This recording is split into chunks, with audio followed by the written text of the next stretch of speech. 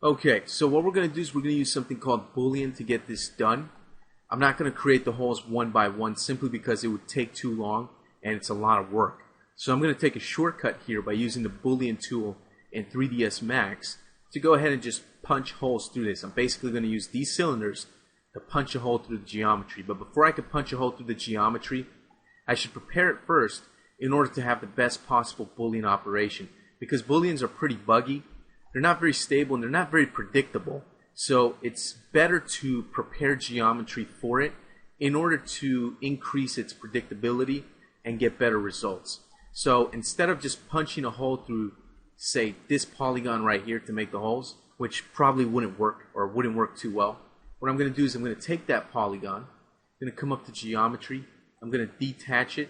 I'm going to say just detach it as a separate object, not as an element and not as a clone. I'm just going to hit OK.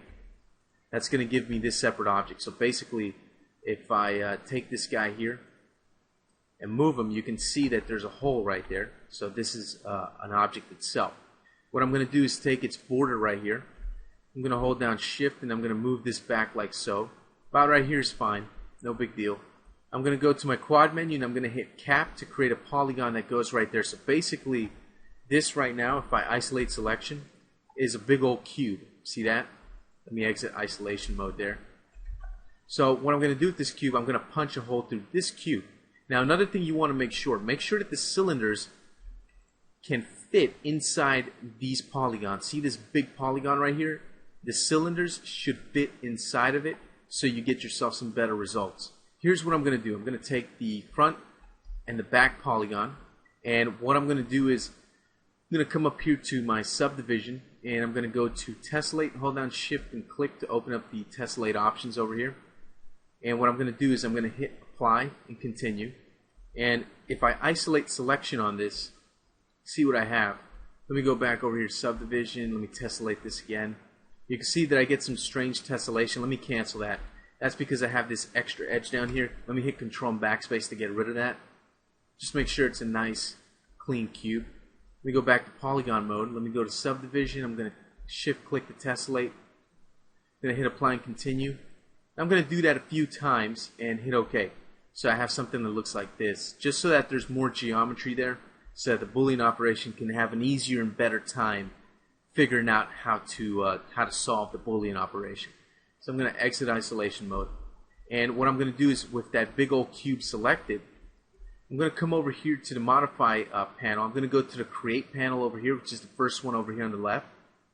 In this drop down box, switch from standard primitives to compound objects, and you'll see something called Boolean. So with the big cube selected, hit Boolean, and down here we have some options. Now we have a whole bunch of options. The important ones here are the operands.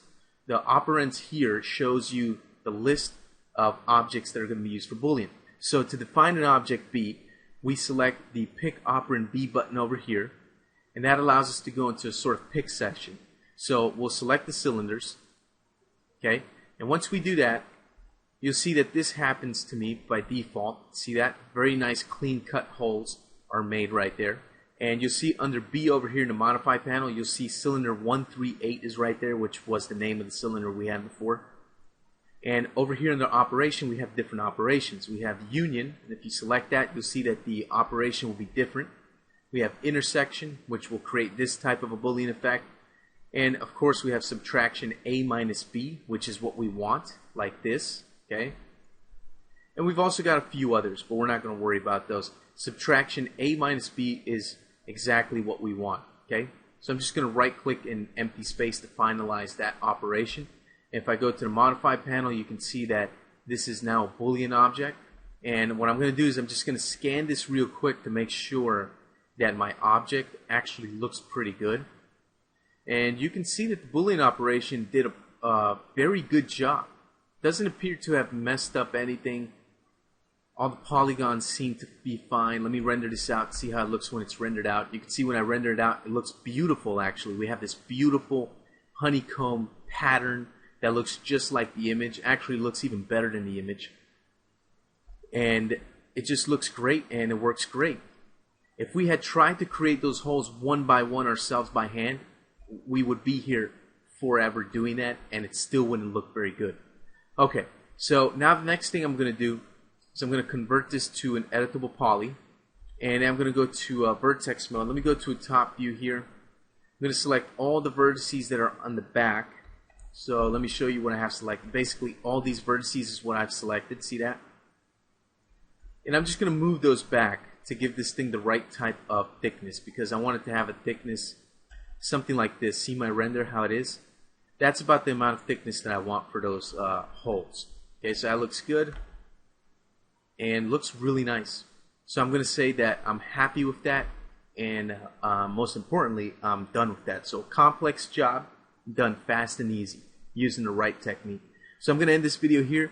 In the next one, we're going to start wrapping things up. We're going to add some final details and just see what else we have to iron out here to get this thing looking good.